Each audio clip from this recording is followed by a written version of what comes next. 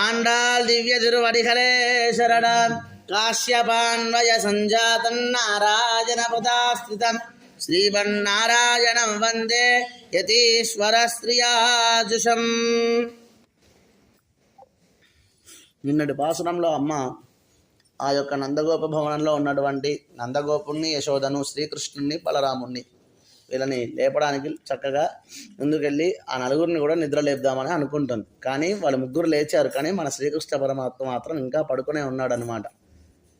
అయితే మరి నందగోపుణ్ణి కీర్తించుకుంటూ లేపింది, యశోద ద్వారా లేపింది, అయినా సరే ఆయన లేవలేదు. అలాగే బలరాముడి ద్వారా కూడా లేపింది, ఆయన లేవలేదు. ఇంకా చివరిన ఉన్నది అమ్మ.